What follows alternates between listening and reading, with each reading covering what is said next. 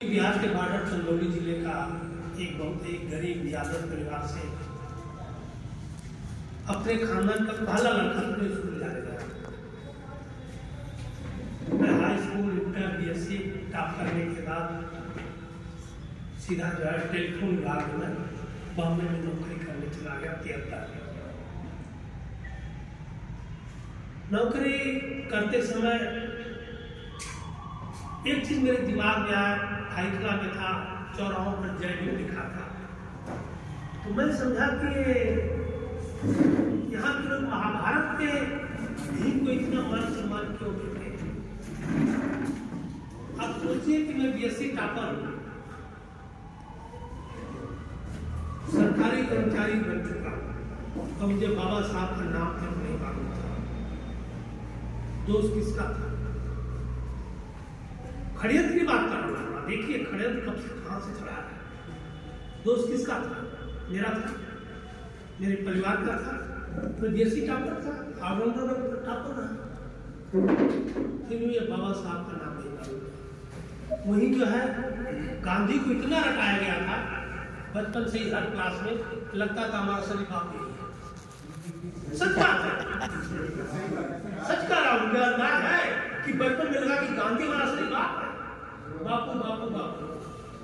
हम राजा रजवाड़ों में पढ़ चुके थे, बड़े बड़े महापुरुषों को पढ़ चुके, मदन मोहन मालवीय को जानता था, इधर कमलापति त्रिपाठी तक को भी जानता था, लेकिन बाबा साहब को नहीं जानता। ये मैं कह रहा हूँ खड़ियत देखिए, हमारे इतने बड़े महापुरुष जो आज हमारे भारत में ऐसा विद्वान अभी तक कोई पैदा नहीं हुआ, वो भी हिंदू धर्म के सबसे लोवेस्ट पैदा हुआ, सबसे लोवेस्ट की बात कर रहा है। हम लोग को गर्व करने का इसलिए एक महत्व है। हम क्यों गर्व करते हैं अपने कि हमारे में ही लोग महापुरुष पैदा हुए, हमारे लोग ही बुद्धिमान है, हमारे लोग ही हर तरह से कारीगर है, इंजीनियर है, वैज्ञानिक है, रिसर्चर है, हर तरह से किसी ने भी थोप दिया है। ऐसे महापुरुष को दबाया गया। तो इस षड्यंत्र को आज भी किया जा रहा है, पहले से भी किया गया है। इसी कड़ी में आपको एक घटना और बता देता हूँ। 1985 में मैं बामसर पे कांसीराम के साथ जुड़ गया था 82 में, और उस पर मैं डिटेल नहीं जाना चाहता हूँ। 82 में गस्टेड पोस्ट पर था। अचानक सुबह सुबह न्यूज़पेपर में पढ़ा मैं कि अगर रिडिल सिंह हिंदी जब किताब नहीं छापी जाएगी तो हम राम का पुतला जलाएंगे। राम के पुतला जलाने के बाद मैं पढ़ा तो मैं बहुत आक्रोशित हो गया। ये कौन पागल है जो राम की पुतला जलाने की बात कर रहा है। तब तक मैं हनुमान का भक्त था। हमारी परंपरा थी, कहा दिया था तुम्हें शनि लगता है, और शनि लगता है तो हनुमान की पूजा करोगे तो शनि निकल जाएगा।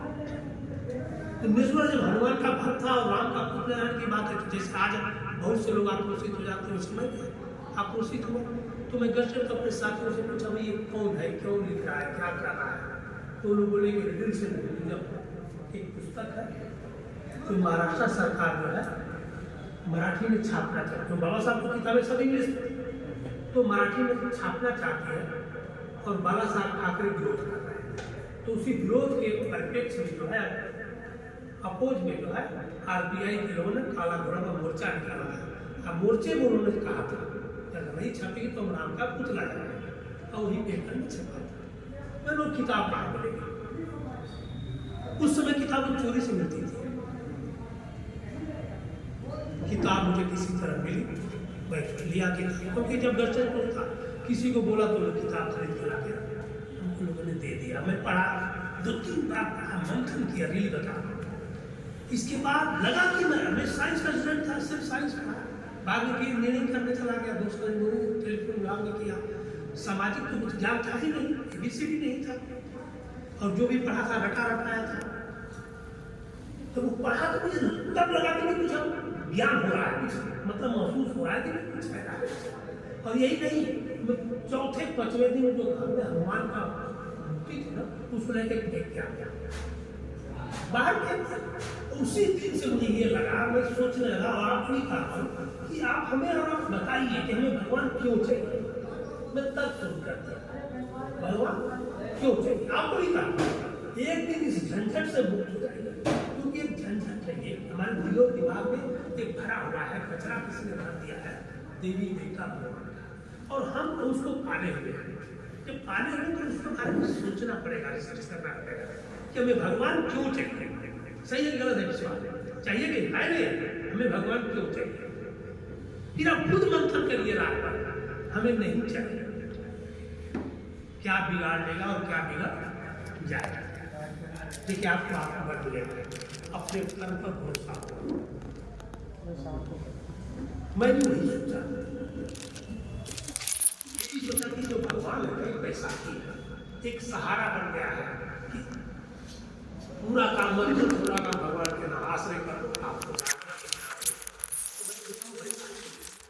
मैं तभी से भगवान नाम के भूत से भूत हो गया, और यही हम किताब को पढ़ने के बाद और जिज्ञासा करने लगा साथ पढ़ने का। तब तो मैं इतना पढ़ने लगा, 86-86 बेंगल हिंदू समाज का प्रोफेसर तुलसीदास और संस्कार का 89 में खुद ही किताब लिख दिया, बहुजन चेतना।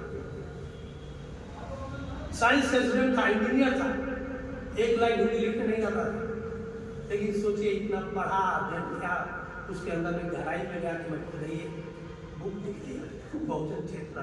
जिस समय की आपके कांशीराम की और मुलायम जी की संयुक्त गवर्नमेंट थी, उस समय किताब प्रकाशित हुई थी, और काफ़ी वो फेमस किताब है जो बुजुर्ग लोगों को जानते हो, यादव साहब के बहुजन चेतना, बहुजन चेतना पूरा मैं ठंडा कर दिया, सही देवी देवता भगवान अच्छी तरह से। तो उसके बाद से जो है समझ लीजिए कि इन किताबों पढ़ने के बाद अच्छा मैं काउंसिल में काम किया, रिसर्च में किया। कुछ दिनों के बाद फिर अब नेचर हमारा अलग था, मैं यहाँ तक कि आपको सर्विस में भी नंबर 1 पर रखा रहा। मुझे भारत सरकार का बेस्ट इंजीनियर का अवार्ड मिला है, संचार से अवार्ड। इंजीनियरिंग साहब से 7 साल रहा, वहाँ मैंने 400 क्लासरूम को किया, एक रिकॉर्ड।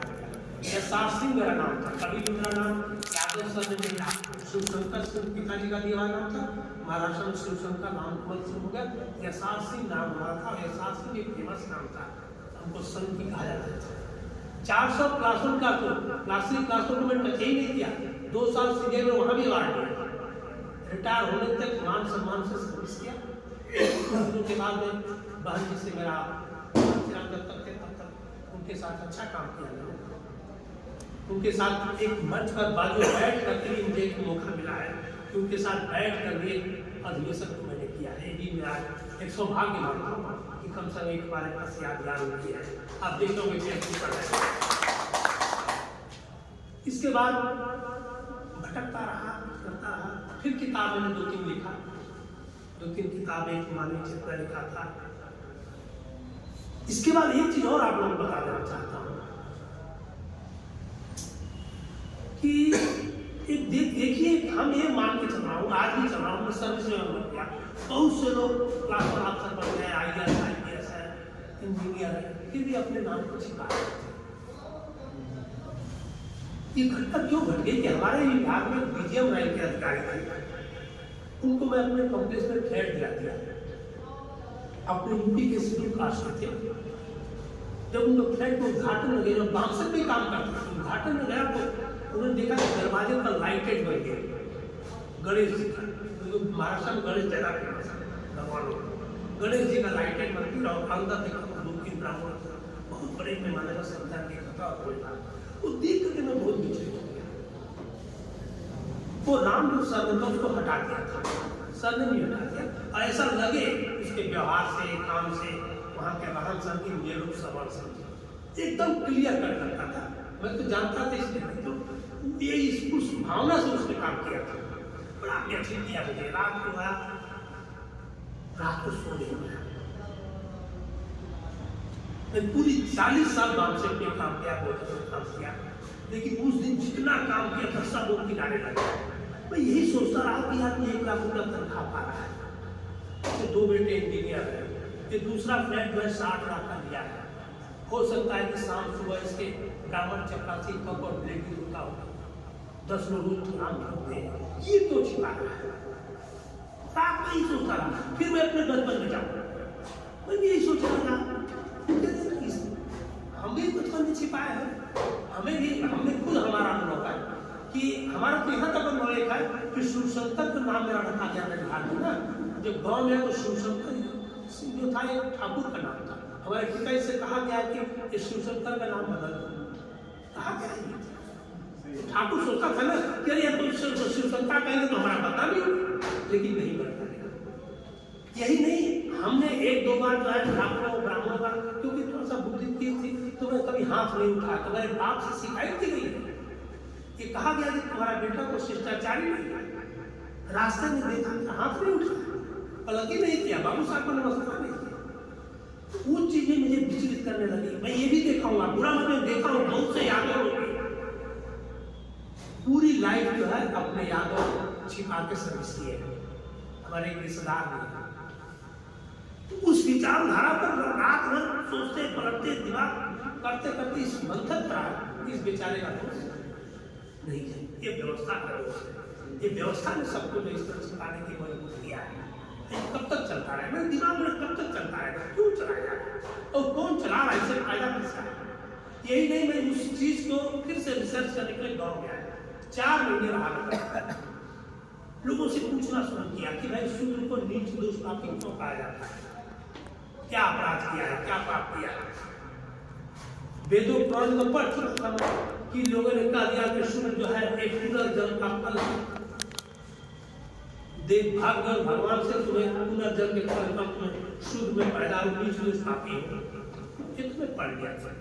लेकिन बैठने जब पूछा तो उन्होंने पहली बार मुझे पता चला, लोग कहते अरे मरे हुए पशुओं के मांस खाते थे इसलिए अछूत को नीच कहा गया है। मैं तो पढ़ा हूँ उनके साहित्य कि ब्राह्मण जो जिंदा गाय गोरू को काट के खाता था, तो जो जिंदा काट के खाने वाला पापी हुआ तो बड़ा पापी वो तो अहिंसावादी हुआ, तो ब्राह्मण को भी सब झुक जाता था। पहले छोटे मोटे काम करते हैं लोग, काम करना अपराध है कि ढोंग और पापड़ करना, ये गंदगी साफ करते हैं लोग, गंदगी करने वाले महान है, गंदगी साफ करते हैं। हम बता रहे मैं सैकड़ों लोगों से पूछताछ करता हूँ, किसी एक ने नहीं कहा कि नहीं ये जो शूद्र को नीच दोष पापी कहा जाता है ये सही है। सबने कहा गलत था, ब्राह्मण ने कहा गलत है, अरे नहीं यार सब चीजें नहीं होनी चाहिए, झूठा है ये है वो है। मैं ये दिमाग में बैठा दिया कि जो चीज गलत हो रही है तो कौन चला रहा है, क्यों चलाया जा रहा है और किसका इससे फायदा है, सही है गलत है? जो कह रहे हैं ब्राह्मण भी कह रहा है, ठाकुर भी कह रहा है, मुसलमान भी कह रहा है, यादव पूर्वी खासी सब तरह की गलत है तो चलाया क्यों जा रहा है, गलत तो क्यों चलाया? उसी दिन से फिर मैंने जब कंफर्म हो गया ये जिद हो गई कि नहीं ये गलत है तो गलत है, तो मैंने सोचा गलत है तो उसको रोकना पड़ेगा। ये भी देखा कि किसी किसी को जो है प्रॉपर्टी ट्रांसफर नहीं हो रही, जमीन जायदाद कुछ नहीं बेचारे के पास, लेकिन छुआछूत भेदभाव जनरेशन से ट्रांसफर नहीं है। IAS बन गया है, IAS का बेटा जो है अगर IAS नहीं बना नहीं है तो उसको फिर वही पदवी जो है नीचे छूट की लगी जा रही है। बड़ी ऐसी बीमारी में ट्रांसफर हो रही है जनरेशन, कब तक चलती रहेगी? आज हमें कहा जा रहा है हमारे बेटों को कहा जाएगा, तो मुझे इतना घबराहट आई, इतनी घबराहट कि मैं पूरे पर्दे से दर्द करने लगा ना, तभी घबराहट आया बाम से कुछ साफ साफ इकट्ठा किया तो कोई तैयार नहीं हुआ। हमें शूद्र को जो है गर्वान्वित महसूस कराना है। अब कैसे जब इसको नीच दोष पापी कहा गया है तो जब इसमें कुछ भावना भरोगे, जब हम गलत है ही नहीं, जब बाबा ने कहा गलत नहीं है वो भी कह रहा गलत है, ताकि तो कुछ तो करना पड़ेगा ना। तो इस चीज के लिए मैंने दिमाग में बैठ गया कि इसको जो है गर्वान्वित करना, और ये भी मैंने रिसर्च कर लिया था कि जैसे कि चमार है, अगर वो चमड़े पर रिसर्च नहीं करता, इंजीनियरिंग नहीं करता, सिलाई नहीं करता, वो प्रोडक्शन करता है ना, रिसर्चर है ना, इंजीनियर है ना, उसको नीच दोष पापी आपने कैसे कर दिया? गलत है, सही है। आप कैसे कर सकते हैं कि इंजीनियर को, एक प्रोडक्शन करता को, एक रिसर्चर को नीच दोष पापी है, जिसने उस ढोंगी पाखंडी को और परजीवी को जो है जिला के दिया है। कुम्हार का आज मैं यूनिवर्सिटी का काम है 100-200 पहले तो कुम्हार का ही बर्तन ब्राह्मण को काम देता था ना, सभी लोग उसी के बर्तन से जीते खाते थे ना, उसको अपनी दोस्ती कैसे बता दिया? वही इंजीनियर था ना। किसी भी चीज को देख लीजिए, दूध पैदा करने वाला यादव है, सब्जी बेचने पैदा करने वाला है, चाहे जमीन जायदाद में खेती बाड़ी, चाहे बिल्डिंग में, आप जाके देखिए दिल्ली में, मुंबई में, कलकत्ता में, चाहे ताजमहल को देखिए, जितनी भी कारीगरी है, ये कौन क्या ब्राह्मण ठाकुर ने किया है? सब हमारे वर्ग के शूद्र के लोग, नीच दुष्ट पापी लोगों ने किया है भाई। सीधा कहिए कि जितने कारीगरी का काम, वैज्ञानिक का काम और रिसर्च सब नीच दुष्ट पापियों के द्वारा किया गया। आज हमारा गर्व करते तो नीच दुष्ट पापियों ने बनाया, ब्राह्मण ठाकुर नहीं बनाया। भीटी स्टेशन जाते हो देख रहे हो दूर दूर से, तो नीच दुष्ट पापी लोगों ने बनाया। कितना दुर्भाग्य, कितना अफसोस होता है ये व्यवस्था। मैं उसी दिन से जो है अपना नाम भी बदला, यादव पर कभी लगाया कि मैं यादव बनूंगा शुद्ध, तब जाकर को भी एक संदेश है। शुद्ध टाइटल लगा, शुद्ध शंकर सिंह यादव। तैयार कोई नहीं हो, बता रहा हूँ नाम से, कोई तैयार नहीं हो शुरू करने। अब पता नहीं, मुझे भी था कि हम तो जानते थे कि भाई शुद्ध को लेकर एक नाम से चर्चा होती थी, तो शुद्ध को उन्हें भोजन, तो शुद्ध को इतना अपमानित किया गया था। अब देखिए कि मैं यहाँ शुद्ध की और एक परिभाषा बता देता कि जात पर गाली होगी, जात पर जैसे चमार गाली थी, भंगी, हल्को, चांदा, इस पर गर्व किया जा रहा है, बुरा मतलब इसको गर्वान्वित किया जा रहा है, एक गाली बन गई है। शुद्ध तो उतना बदनाम नहीं था, ब्राह्मण भी पैदाइशी शुद्ध है, यज्ञ पवित्र करने के बाद जब विद्या लेते हैं तब वो ब्राह्मण बनते हैं। उनकी औरतें आज भी शुद्ध है, वेदों पुराण में आज भी ब्राह्मण की भी औरतें शुद्ध है, तो शुद्ध नहीं मानते अपने यज्ञों को, इससे पहले अपने को भी शुद्ध मानते हैं, तो फिर हमें इतना घृणा क्यों करने का इससे? तो मैं ये ठान लिया, इसके बाद मैंने गर्भ शुद्ध है टाइप कर दिया, 4 महापुरुषों को लगाया, नाम भी बदला और शुरू कर दिया व्हाट्सएप के जरिए। जो रिसर्च किया था वो 1-2-3 लेख ब्राह्मण क्षत्रिय वैश्य और शूद्र के बारे में, कौन क्या काम किया है, कैसा किया है, 2-3 लेख बनाया, जो व्हाट्सएप का बोलना जब ढूंढना शुरू किया और लेख डाल देता। जब लेख डाला तो लोगों को प्रभावित कर सकता, बात तो सही है। पहला लेख था कि गर्भ शुद्ध और शुद्ध है विचार में कब और क्यों आया, जो आपको पता है हिस्ट्री वो डालता था पूरा। अब देखोगे है व्हाट्सएप पर, सोशल मीडिया पर लेख हुआ है, तब जाकर के धीरे धीरे लोग जुड़ना शुरू किए। हमें लगता है 7-8 साल हो गया, 2-3 साल में गुप्त काम किया। मैं जानता हूँ कांचीराम में काम किया, बांसी में काम किया होगा, या अगर हम गुप्त काम नहीं करते और हमारे कम से कम हजारों लाखों फॉलोअर नहीं होते, अगर ओपन उसी समय हो जाता तो कुछ बात बिगड़ जाती। लेकिन आज अगर बिगाड़ना भी चाहे तो डरते हैं, है काफी धमकी हो रहा है, अभी भी है, FIR भी दर्ज है, सब कुछ है, लेकिन उसकी 73 साल बाद देखिए ये लगा रहा था आप लोगों के सामने, जो आज भी जो भगवान से डरते हैं। मैं आज 40 साल से देवी देवता भगवानों को दूध काटते आ रहा हूँ, 73 साल का आज तक अस्पताल में है आपके सामने। क्या बिगाड़ लिया भगवान ने, क्या बिगाड़ लिया देवी देवता ने? कोई पूजा पाठ नहीं है, कोई धर्म ही नहीं मानता। मुस्लिम बुलाया वहां चला गया, ईसाई बुलाया वहां चला गया, किसी क्या खा लिया, किसी क्या मानवतावादी इंसान क्या बिगड़ गया मेरा? बोल दो 73 साल लोग कहते हैं आप कब तक पढ़ूंगा 73, तो अब तो जी गया ना, सम्मान अब क्या होगा जब अपनी यही कहना हो, ठीक है, तो कहाँ है बात, मैं आता हूँ बड़ी बात पकड़ जाते हैं, भाग जाते हैं। अब हम एक पॉइंट पर आ रहा हूँ, बाबा साहब की आत्मा कर रहे हैं। देखिए ये छुआछूत भेदभाव ऊंच नीच, ये जो हियरार्की है ना, 4 पाप, किसी यादव सोचता है तो मैं कुर्मी से ऊंच हूँ, कुर्मी सोचता है मैं कुर्मी कोई से ऊंच हूँ।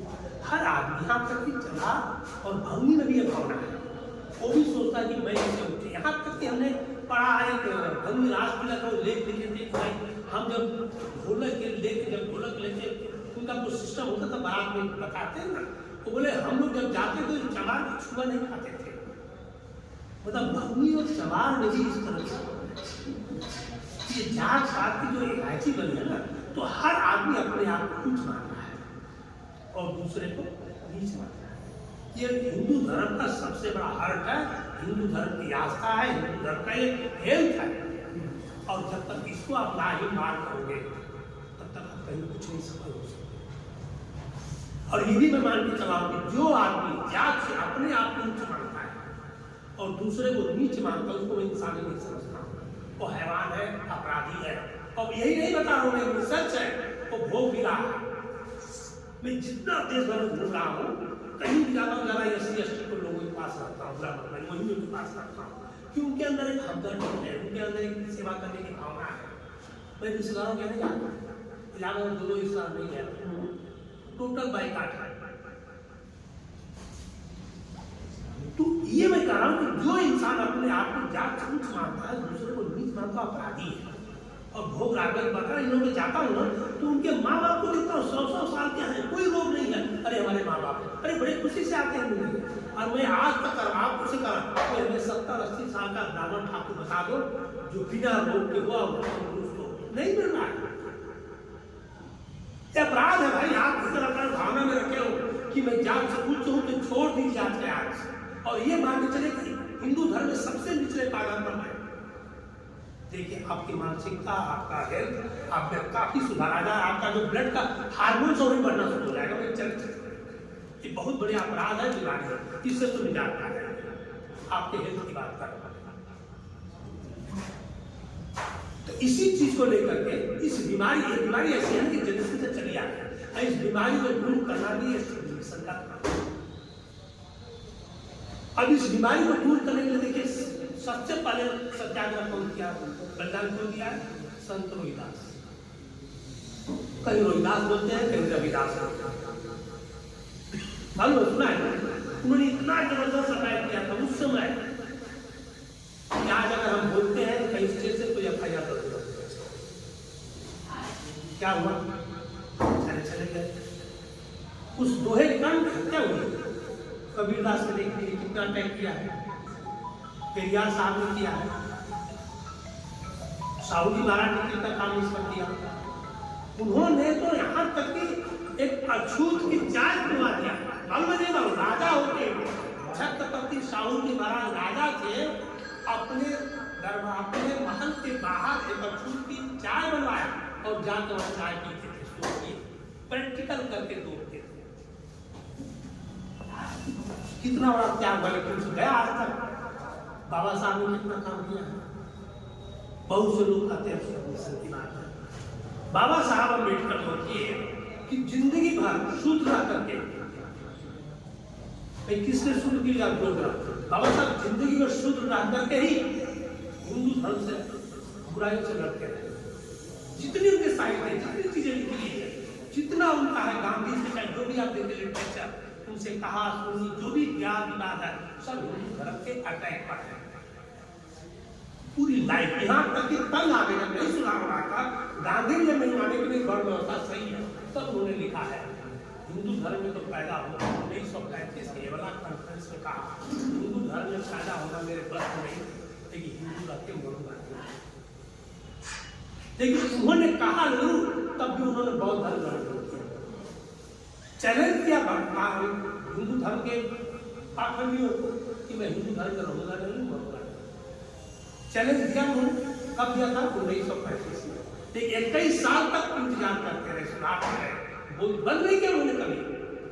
अब देखिए कभी नहीं अटैक बन गया। अंग्रेजों से मिल करके हर तरह के सुधार की बात करते रहे, सामाजिक सुधार, सुधार, रिजर्वेशन की बात जहाँ भी रहा, साइबर कमीशन जो भी आया, पूरी लड़ाई उनकी जो है शूद्र के उत्थान और ब्राह्मणवाद के खिलाफ लड़े।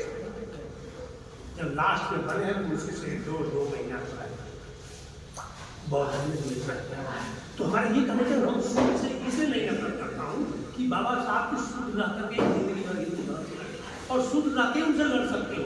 जब कीचड़ बोलोगे तब कीचड़ को दूर करोगे, दूर रख के नहीं होगा, भागने से नहीं होगा।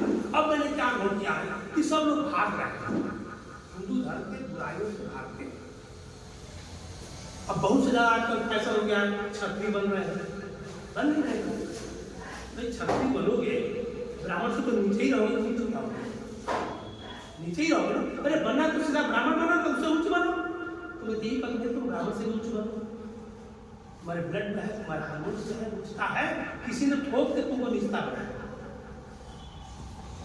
भाई साहब ये जो बीमारी है, अब देखिए अब प्रावधान क्या है। बाबा साहब ने संविधान में की आर्टिकल 13, ये बात मत बोलिए कि बाबा साहब बहुत भर गए थे, हिंदू धर्म की बुराई से नहीं करे, संविधान में लिख करके उन्हें दिया है।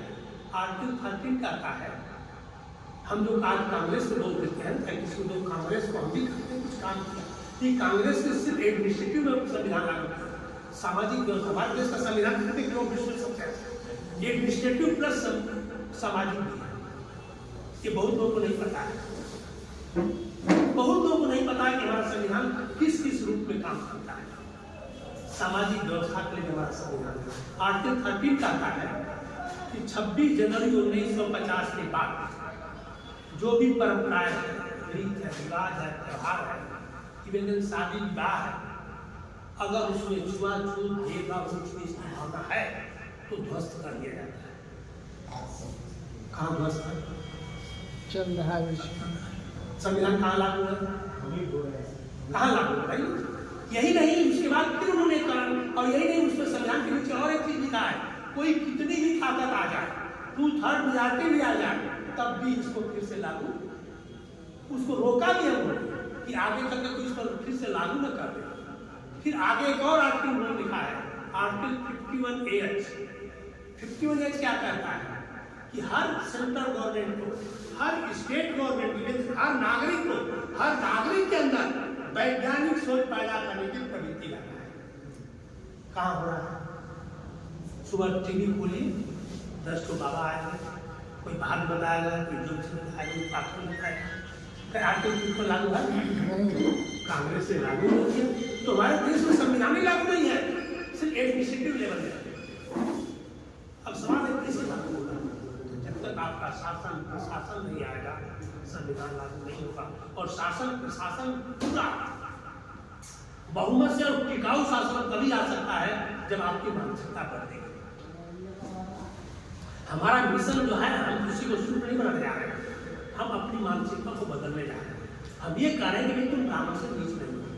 और हर आदमी पूछे सवाल अपने पंडित जी से कि पंडित जी आप नीच कैसे हो, नीच कैसे बताए, तब मैं काम आपसे कराऊँ।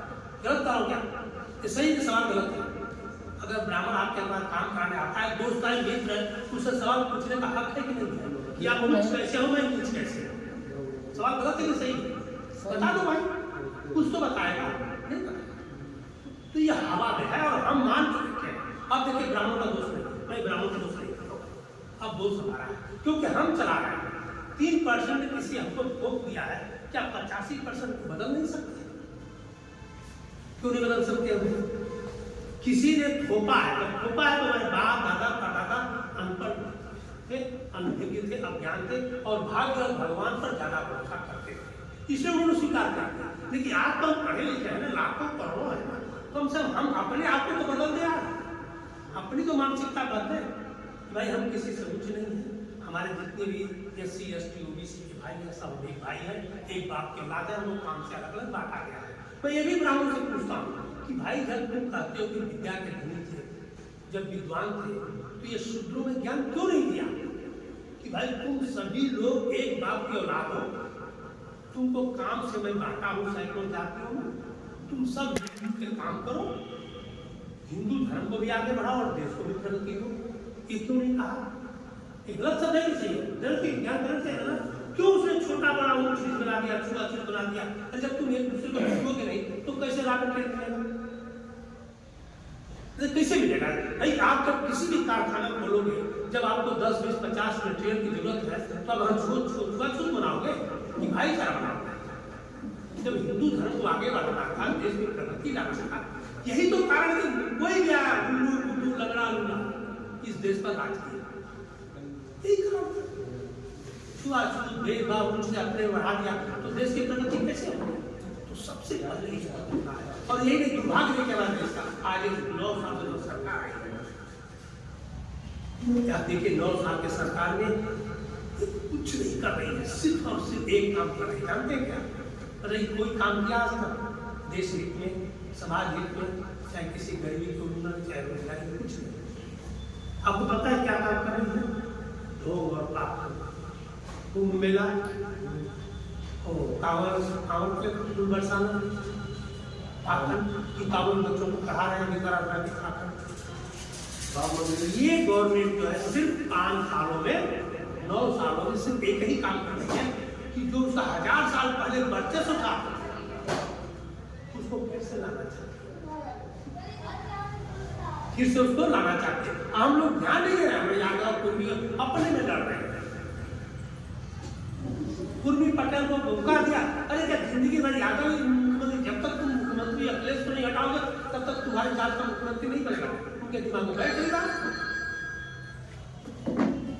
एससी की दूसरी जाति में कहा, अरे जब तक चमार को आगे बढ़ाओगे तब तक मुख्यमंत्री नहीं बन सकते, तुम पहले उसको खत्म करो तब मुख्यमंत्री बनो।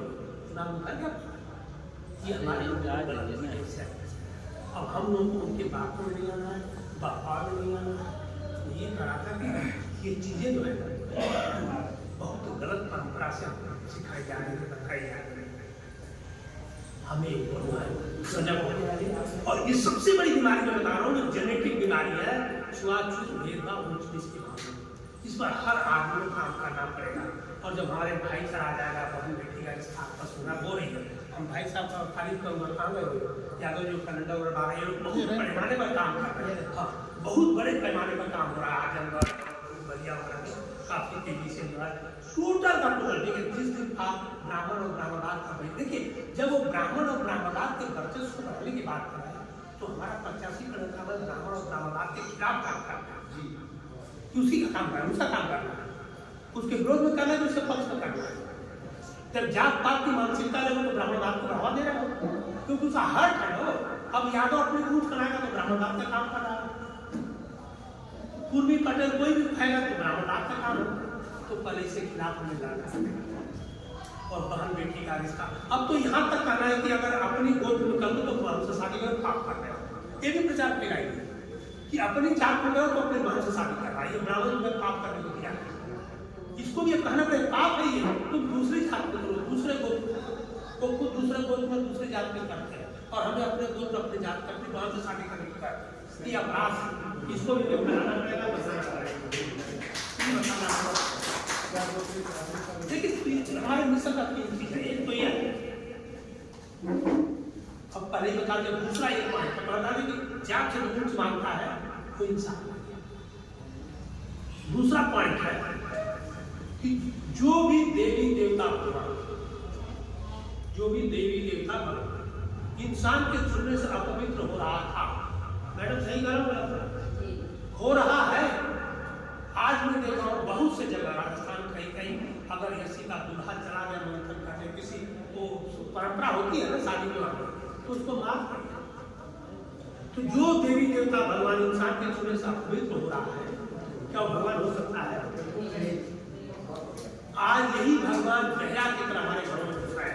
मैं जरूरत नहीं कर रहा हूँ, कैलेंडर के माध्यम से आज जाओ कपड़ा खरीदे, भगवान को मार फोकट। अब उसी को काउंटर अटैक करने के लिए भाई साहब फोकट में कैलेंडर उसको फेंको, इसको रखो। ये सब हम लोगों को करना है। जब भगवान नहीं हो सकता है तो अपने घरों से निकाल के नहीं चाहिए। तीसरी चीज जो सबसे बड़ी मायने की बात है, सूत्र का जो अंतिम लक्ष्य, जो परंपरा, जो व्यवस्था, जो धर्म हमें सदियों से नीच दुष्पापी कहा, आज भी कह रहा है, अब पता नहीं कब तक कहता रहे। मैं अपने ब्राह्मण साथियों से पूछता हूँ, मेरे मोहन भागवत से पूछता हूँ कि भाई दुनिया में 10 साल, 15 साल, 20 साल अगर मैं डॉक्टर, इंजीनियर, वैज्ञानिक बनता हूँ, अपने बराबर करोगे कि नहीं करोगे? सवाल गलत है कि सही है? बराबरी चाहिए कि नहीं चाहिए? हर इंसान का हक है कि नहीं बराबरी होना? हर क्लास वन से क्लास होता तो सोचता है क्लास में क्लास ही मतलब क्लास वन बन गया, बराबरी को जाता है। तो हम भी कहते हैं बराबर करोगे कि नहीं करोगे? अगर नहीं करो तुम्हारे धर्म को, तुम्हारे व्यवस्था को, तुम्हारे परंपरा को लाभ मारता नहीं चाहिए।